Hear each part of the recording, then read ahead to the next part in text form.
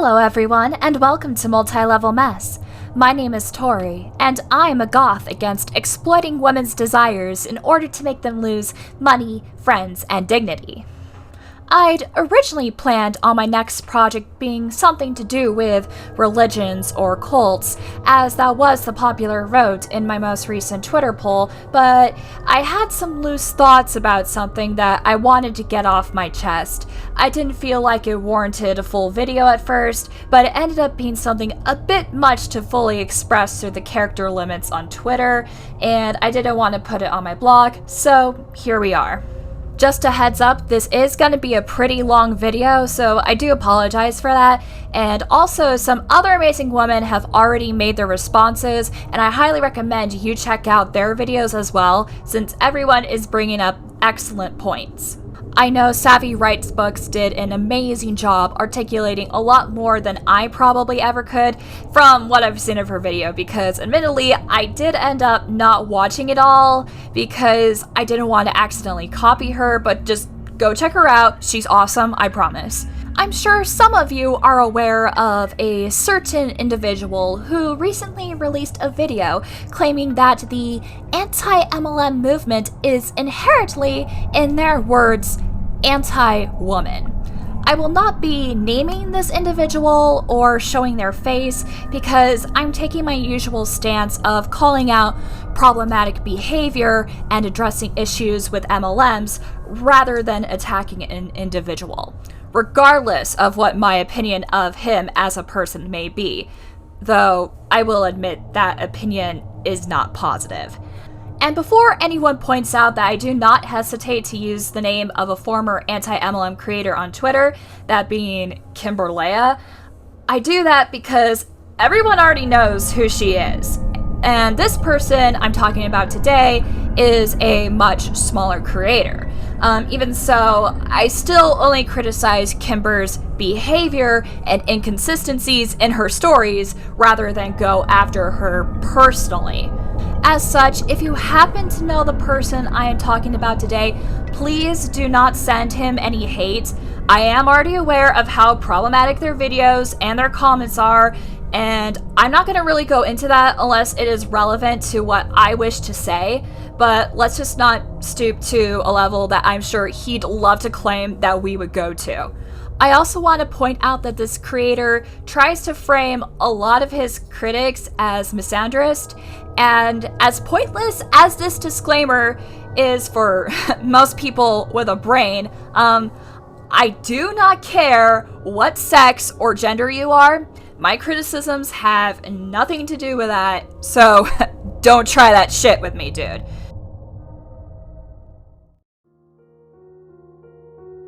I'm not going to go over every single second of his video, but I do want to focus on certain things he said and break down his arguments.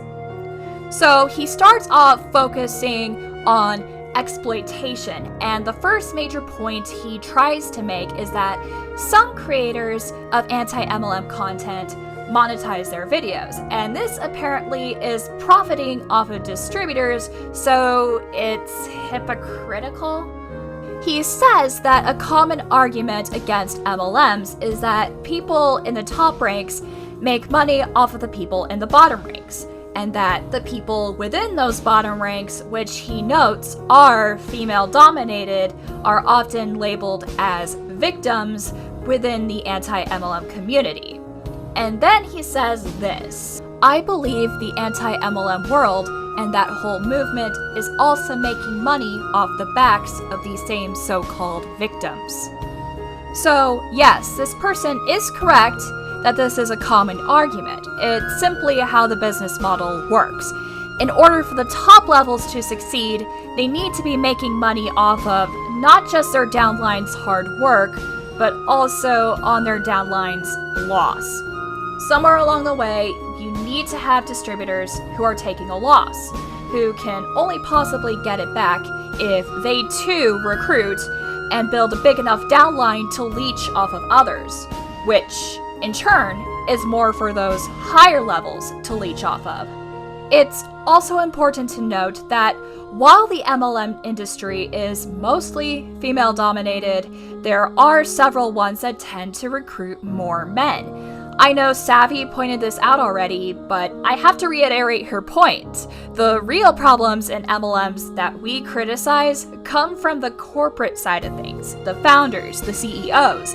And even in MLMs that are female-dominated, the people at the very top pulling the strings are primarily male. So we see a lot of old white men taking advantage of women who wish to become their own boss or to just seek a better life for their families, which, in my opinion, is pretty anti-woman. Also, a good portion of the anti-MLM community is composed of said victims, a term that isn't used lightly. These are people who've been taken advantage of, who lost friends and family while being scammed, only to lose the community they thought they had the moment they walked away.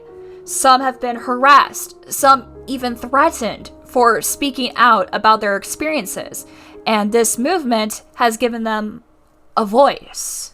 Now, this point is going to continue into him saying that anti-MLM content also makes money off of these victims. I want you to pay attention to his wording, though. He goes on to say that this is something that applies to the whole movement. Okay, so what exactly is it that the whole movement is doing to make money off of women? Well, here's the thing. Their follow-up explanation doesn't apply to the whole movement, something that they even sort of address, but at the same time completely ignore in their own argument. You might be saying, well, some people in the community don't monetize their anti-MLM stance, either as content creators or viewers or commenters. Correct. Not just some, but most people who are anti-MLM don't monetize, especially since so many aren't creators. They are simply people who are aware of the issues with these businesses and choose not to support them.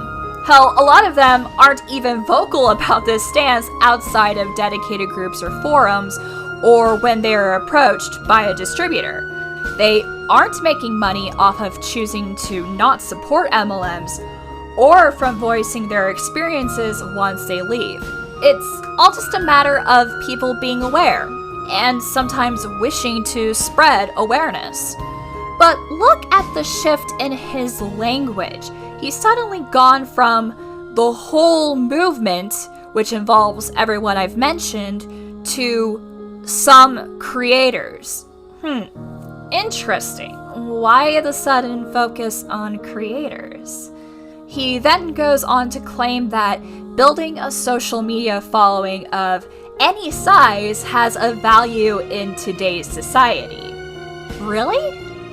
Any size? Because I have a very small following and it has served me zero monetary value. Sure, building a following can help lead to monetary gain in the long run, but I think it's safe to say that I'm currently getting none of that out of my current following size. The only value I'm getting is knowing that I'm making content that I'm passionate about, and there's a chance that I may be able to help someone learn important information about MLMs. And again, the anti-MLM community as a whole aren't just creators. Most aren't building any following. I've seen some anti-MLM creators point out in early stages of their content creation that they don't make money off of their videos, and then I later see them have ads on their video when I revisit their pages. Again, he's referring only to some creators, not to the entire movement. He has yet to say anything that applies to anti-MLM as a whole. Also, this video is very recent. At the time of me starting to work on the script for my video, it was only a few days old. I'm not sure if this person is aware of the fact that YouTube changed its policies a while back, so even channels that aren't monetized, like mine, can get ads on them anyways without the creators getting a single cent, or if he's practicing willful ignorance, which is a possibility, seeing how he refuses to acknowledge any comments that correct him when he is mistaken about something in other videos, or he gets argumentative and dismissive. He is a real, my opinion is fact because I said so, not because I have evidence to prove so type of guy. So then he says this supports what he read in a recent article, which is that basically the label of anti-MLM is now being exploited to build personal brands instead of to create educational content. I'm pretty sure I know which article he's referring to. It was published through The Atlantic, and interestingly enough, it interviewed a certain former creator who has been under scrutiny lately for using the anti-MLM label solely to build a personal brand. Someone who's been deemed as an exception to the educational motivation of content creators, not the norm. And someone that this guy has tried to defend without truly acknowledging why people are calling her out. Yep. The article gets a lot of its perspective on anti-MLM from Kimbyr Leah. But hey, maybe it's just a complete coincidence that he's referring to an article where that one problematic person who was actually doing what he's accusing everyone else of happened to be the one framing everything. Now, I've given my opinion on this article in a comment to a post by Not the Good Girl, since she was the other creator interviewed for the article. And I feel like her perspective in it was actually pretty fair, though the overall piece I cannot defend. And I figured I'd go ahead and share that opinion here. The tone of it felt to me like the author believes the increase of anti-MLM activism is solely a trend for views, fame, money, etc., when in reality it would be more accredited to people feeling safe to speak out, having more creators who are willing to validate their experiences, and the general public getting more fed up with the constant pressure to buy or sign up. I'd say for nearly 99.9% of people in the anti-MLM community, creators or otherwise, it isn't about fame or money. It's about spreading awareness. There are only two creators I can think of who used the movement solely for personal gain, one of them being the other interviewed for this article. I also didn't like the implications that the pandemic spurred the rise of the movement.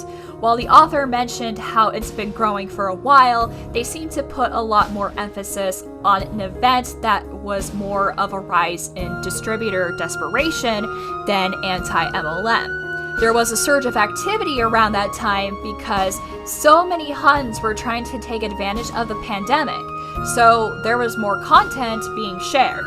There was also a lot of talk because of the FTC finally taking some action, and the Monet compliance agreement, the TikTok ban, etc. So overall, I felt like the author of the article was rather misinformed and leaned more towards Kimbyr's opinion, who was the one actually doing the things she accused other creators of. Again, creators, not the whole movement. I'm still waiting for this guy to present an argument that could even begin to apply to the whole movement. As for the creators that do make some money off of the content that they, as creators, have spent time, effort, and research to put together and publish as a free educational source to the public, I don't see how it negates the educational value of said content. Nor does it manipulate or recruit others, which is an exploitative practice seen within MLMs through their business structure. To me, it's just getting a bit of something out of one's own hard work while exposing the troubles other people have faced for them.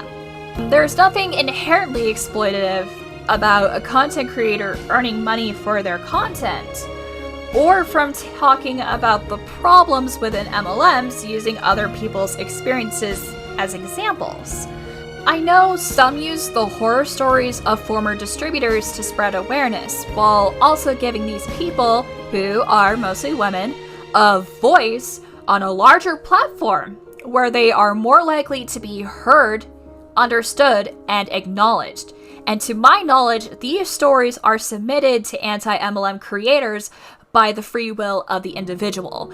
It is their desire to have their experience shared on that person's platform so that others may recognize problematic patterns and make informed decisions for themselves. It's also their choice whether or not to stay anonymous, which some people choose to do because they genuinely fear the backlash for publicly speaking out against their old company.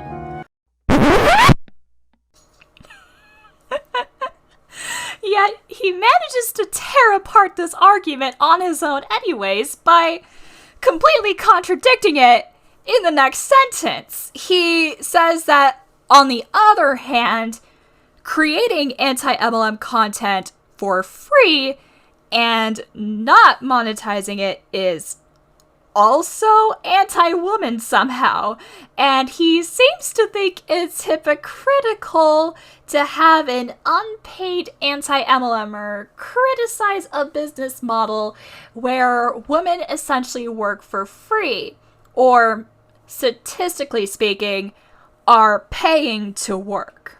So, we're damned if we do, damned if we don't, huh, when it comes to monetization? The difference here is that unpaid creators, such as myself, recognize that we are making and distributing something for free, while MLM consultants are sold and sell in turn the false promise of not only turning profit, when more likely than not, they never will, and they're also sold this idea of financial freedom.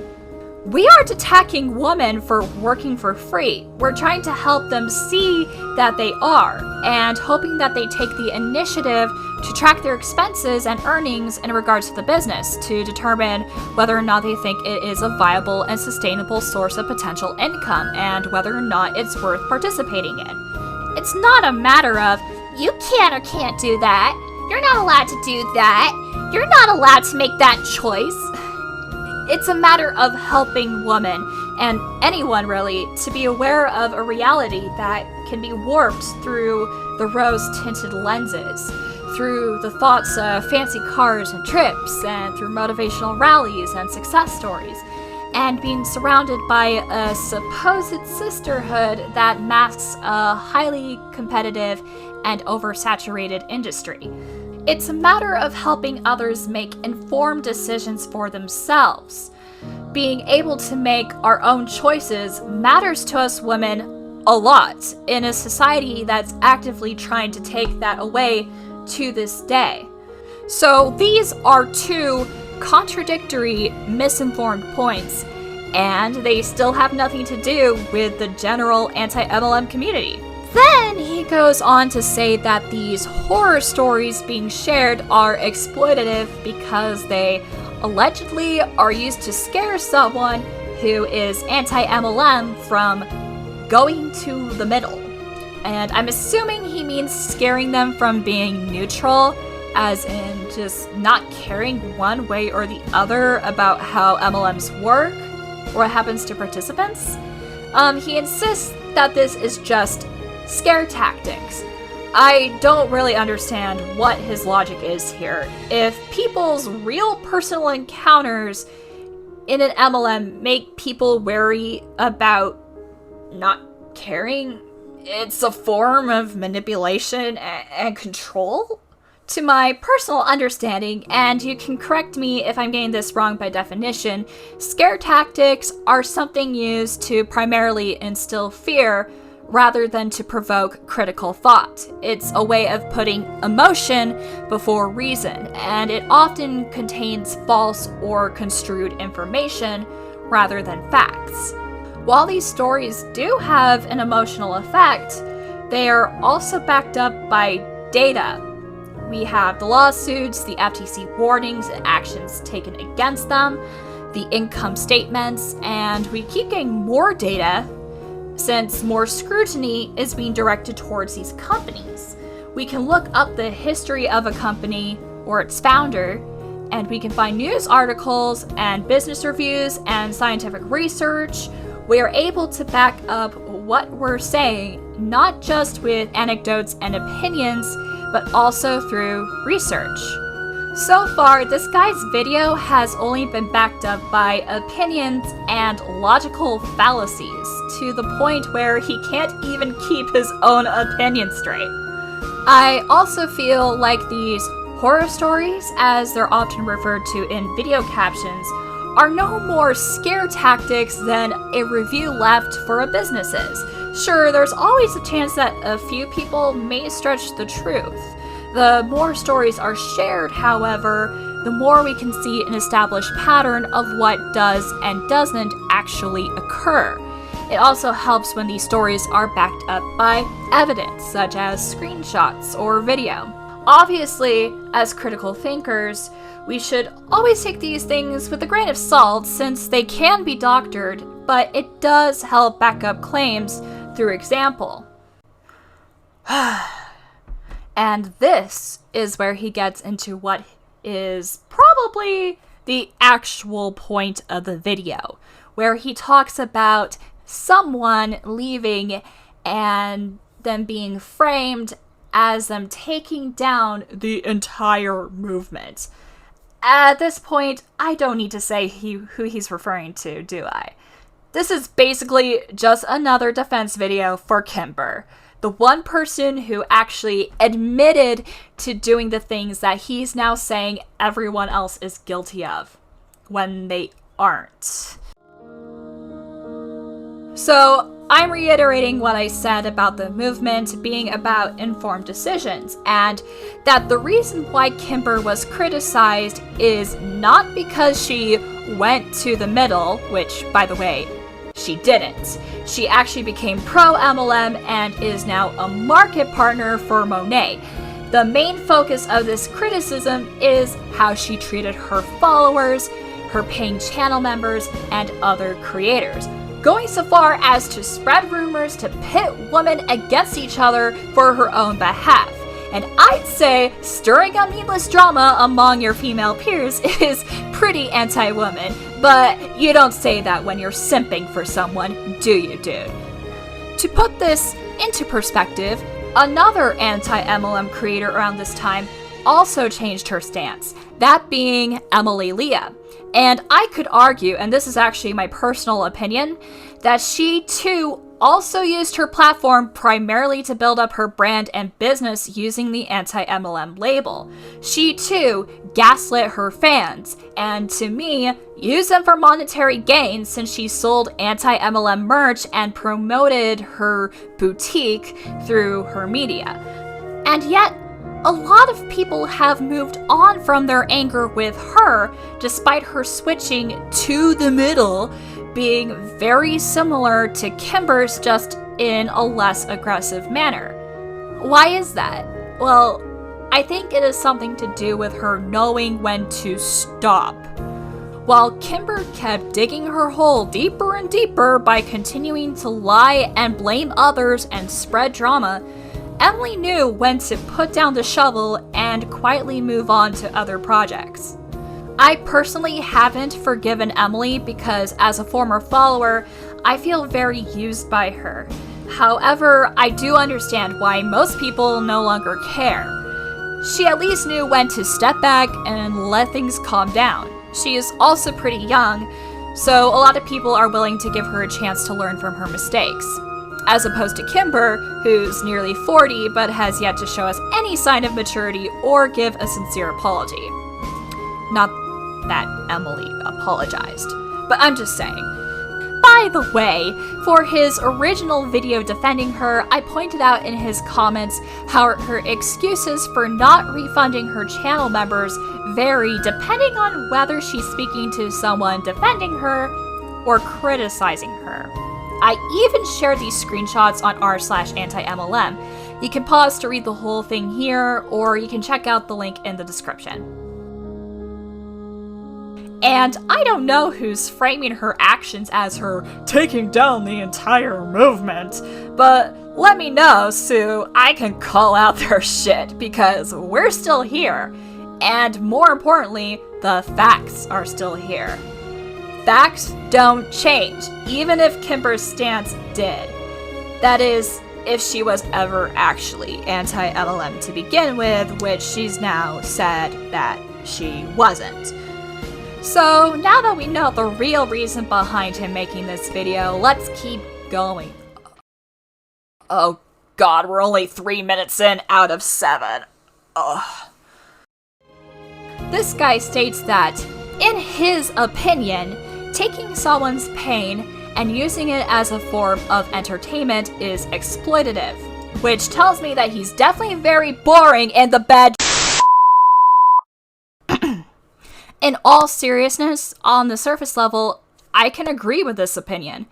I do find shows and other forms of media that serve to entertain an audience by projecting someone's struggles to be exploitative. It's why I have a distaste for things like the Dr. Phil show, something that, I'll admit, I've watched clips of in the past and I have found some entertainment from it. But once I realized it was an old man whose certification to provide actual counsel to the troubled people he publicly puts on blast was revoked, I didn't find it entertaining so much as harmful. However, the intent behind a piece of media where someone's real-world pain is portrayed makes all the difference. Here, the main intent is not to entertain, but to inform. There may be a secondary entertainment value brought on through a creator's efforts to keep an audience engaged. We like to crack jokes, we like to have fun, and not keep things completely bleak and hopeless, especially when we have hope that we can help others, while also keeping things reserved and respectful when speaking up for those who have been harmed by MLMs. Overall, the focus is still on education, which can be entertaining at times, and exposure. Take documentaries, for example. Oftentimes, we may be shown the pain of others, or hear their personal recollections, often with supporting evidence. I know there's exploitative and misleading documentaries out there, but the credible ones serve to educate and often expose. It is important to view the medium, much like the content created for the anti-MLM movement, as a whole, which he still hasn't done, by the way. He does bring up that the points made in the videos can get repetitive, which, to be fair, it can. When we see the same problems over and over again, they're going to be brought up over and over again. Besides, repetitive content is something that plagues basically all forms of media, especially on a platform as big as YouTube. Beauty, movie or game reviews, gossip, mukbangs, network marketing courses. But then he says that it's cult-like. And to me, as someone who's been learning about cults for my own upcoming content, I find that, to put it nicely, quite a stretch. Also, fucking dumb. By this logic, any genre on YouTube that produces similar repetitive content through multiple creators, whether educational or entertaining, is cult-like. I mean, sure, I could put up the community on the bite model, which is something used to analyze whether or not a group could be a cult, just to see what red flags might be there for myself and others to consider. However, I can say right now that I highly doubt I'd see as many red flags as I did when I put MLMs, as a whole, on the bite model. Which, if you haven't read my posts where I did that yet, I recommend that you do. I'll link all 4 parts in the description. I don't think this guy even knows what the bite model is.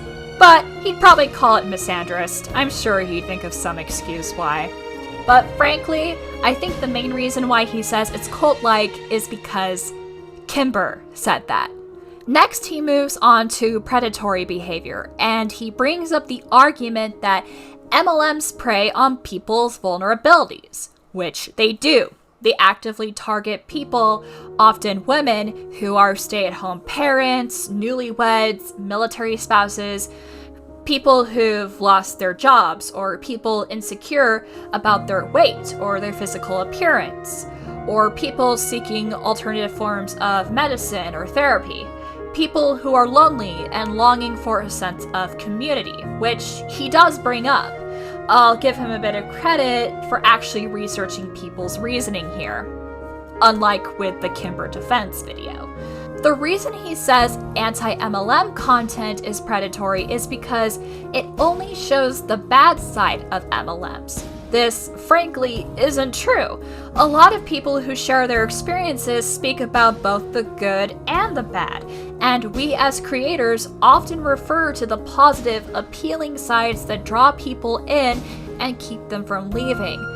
Cults can't actively recruit and stay alive without appeal, without some positive aspects. We know this. We talk about this. You, my boy, just either don't watch a lot of anti-MLM videos thoroughly, or you're being willfully ignorant again. I was just watching a video the other day of a woman who spoke about participating in multiple MLMs over 15 years. She actually had a lot of positive things to say about her time in them, and was very open about her feelings, both good and bad. I appreciate that honesty from people like her because it gives a clearer perspective on the effects MLMs have on participants. I've seen it through so many stories shared online. I can't count how many times they have had some iteration of, at first it was great, and it's followed by a list of all the good things they experienced before getting to the bad. The reason why there is more emphasis on the negative is because simply it outweighs the positive.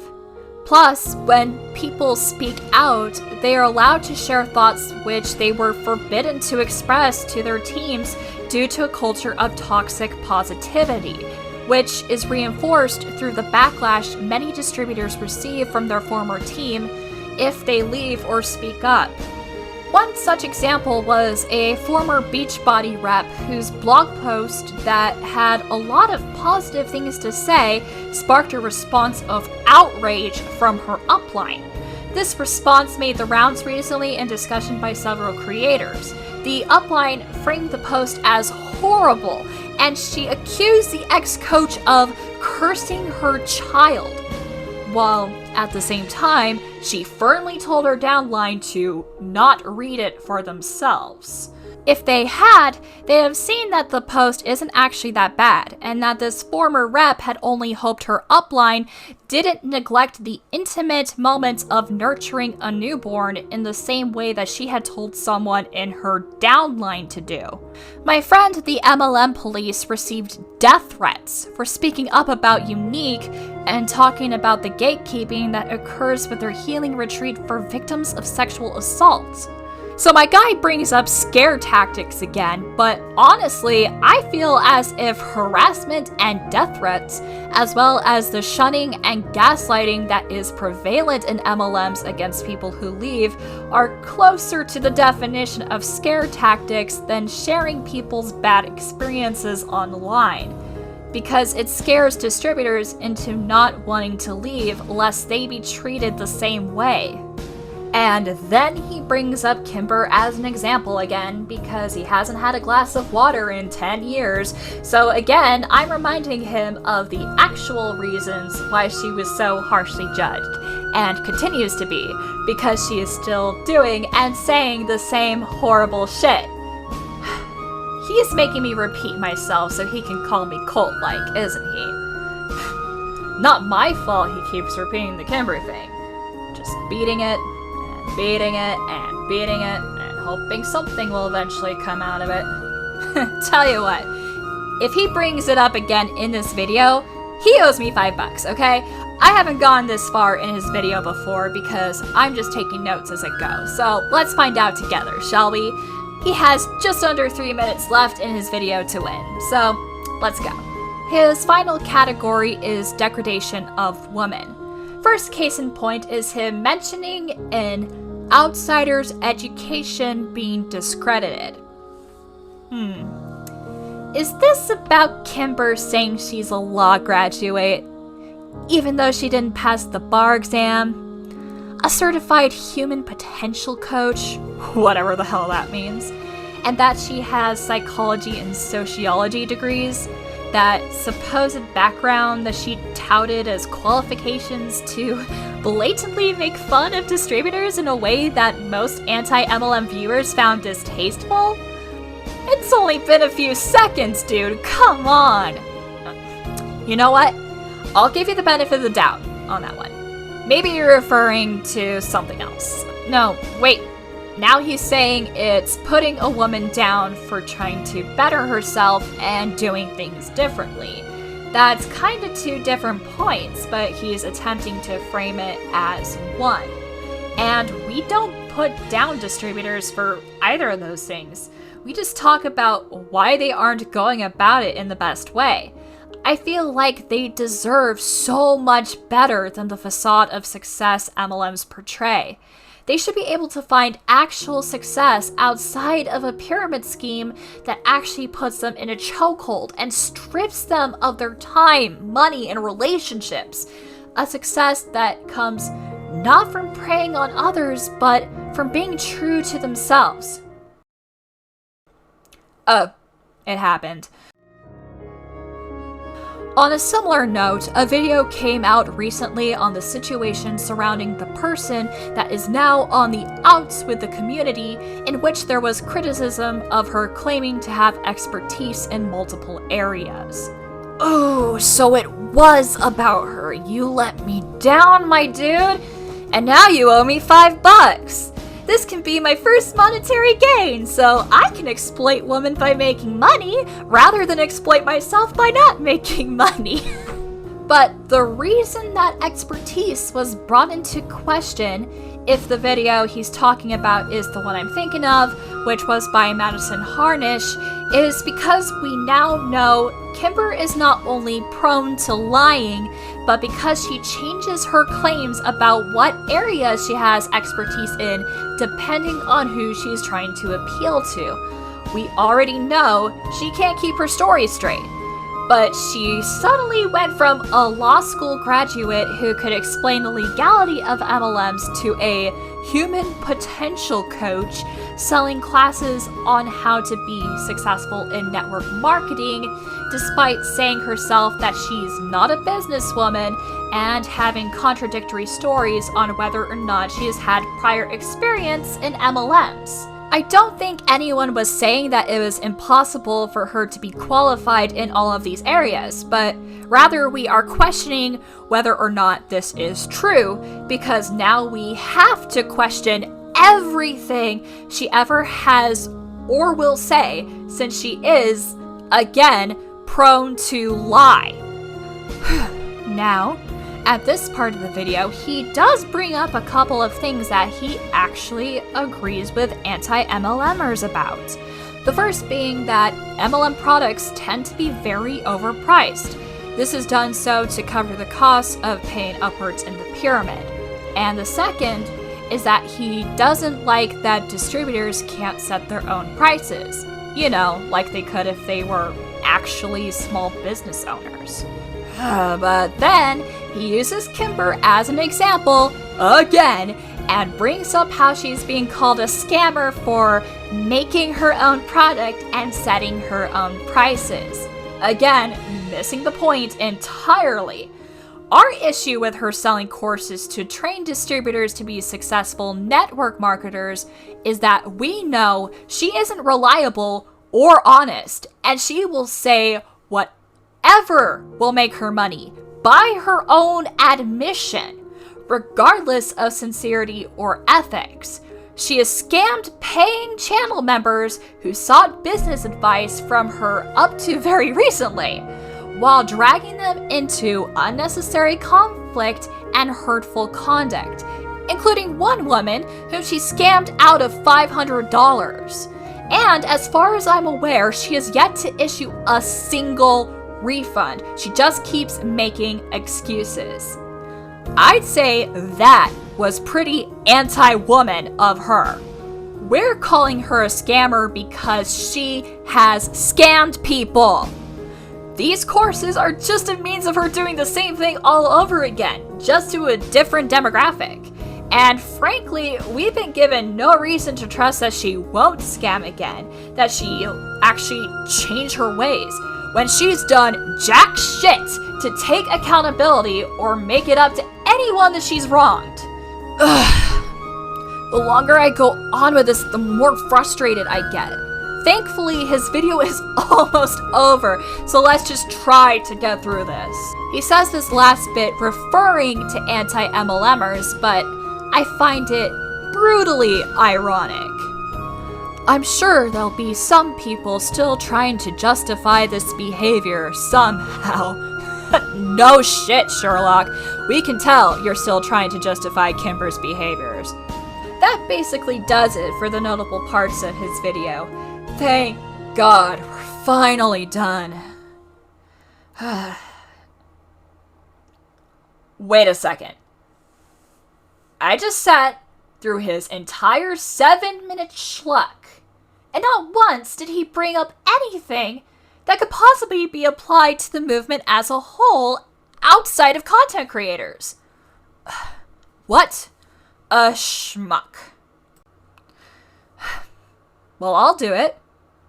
I'll make a point of criticism that I feel should be addressed, just so this isn't a complete waste of time for anyone who is hoping for a valid point. So, I frequent r/anti-MLM quite a bit, and that is a place where I do see a lot of the general movement take inappropriate jabs that can be degrading. They are more likely to comment on someone's appearance or their life situation, and they aren't afraid to tear into not just MLM reps, but anti-MLM creators if they make any mistake. Reddit can be a pretty toxic place, so it isn't that surprising. And obviously it's not everyone who does this, but it happens enough that I can't simply ignore it. I feel as both a creator and a participant of the general movement, it is better to focus on the business model and whatnot, and to show compassion to those within MLMs, who are more often than not well-meaning and just seeking success in the wrong place. And in my honest opinion, the things said about Kimbyr on Reddit were a lot harsher than anything published by YouTubers, at least the ones I've watched. And yeah, I've been a little harsh on her too, at least in my tone when calling out her lies and excuses. But I don't ever bring up her looks, or her struggles with mental health, or God forbid her child. I just focus on her behavior. So, as a sincere way of balancing out the criticism I've made, I have a word of advice for Kimbyr. Slow down. Stop. Apologize sincerely. And not just on an Instagram story or live or whatever, post it on YouTube where the most damage was done. Refund your members, apologize both publicly and in private to all the creators that you hurt and tried to pit against each other. Take accountability. The sooner you do that, the sooner you put down that shovel, the sooner people will start to forget about you and let you carry on with your life, like they did with Emily. But first, you have to take the hit, accept and admit your mistakes, and change your ways so that no one else has to be hurt by you. And for my dude, my boy, my man who didn't show a lick of sense in this video, please, and I know this phrase is thrown around like a goddamn football, but please, do your research. Oh, and a bit less arrogance in replying to comments wouldn't hurt either, just saying. I look forward to my $5. And to my viewers, thank you for sticking through to the end of the video. If you liked it, be sure to hit that like button and subscribe if you want to see more videos about MLMs, as well as other things in the near future. Check out my Facebook and Twitter, and go follow my blog at multilevelmess.wordpress.com.